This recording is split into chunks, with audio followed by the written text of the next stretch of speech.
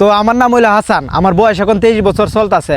আমি ছোট থেকে অনেক ব্রিলিয়ান্ট আছিলাম, ক্লাসে সবসময় ফার্স্ট আইতাম। আমি ছোট থেকে বাইরের জিনিস, দোকানের জিনিস কোনো সময় খাইতাম না। আমার লগের পোলাপাইন দোকান থেকে কলা কিনা, লুডি কিনা, বিরিয়ানি কিনা খাইতো, কিন্তু আমি এসব খাইতাম না। আমি শুধু একটা 10 টাকা দামের জুসের প্যাকেট কিনা খাইতাম। তো যখন আমি ক্লাস 10-এ উঠলাম, তখন জান্নাত নামের একটা মেয়ের উপরে আমি ক্রাশ খাইলাম।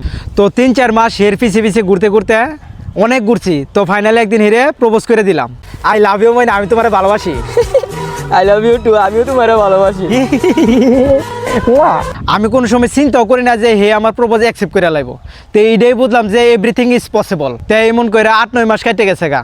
তো আমার ঝিলকেও অনেক বাইরে গেছে গা, মানে বুঝছই তো নাকি। তো হেরেলে একদিন আমি জঙ্গলে গেছি, কারণ পার্কে যাওয়ার মতো আমার কাছে টাকা ছিল না।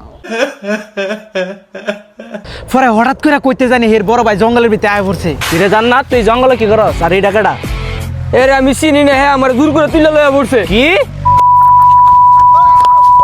এরপরে জান্নাতের লগে আমার ব্রেকআপ হয়ে গেছে।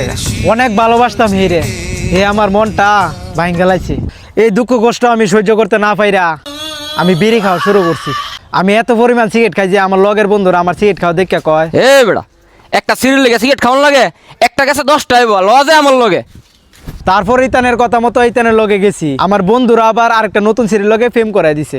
পরে আমার বন্ধুরা আর অশেষ রহমতে আমি সিগারেট খাওয়া ছাড়া দিছি।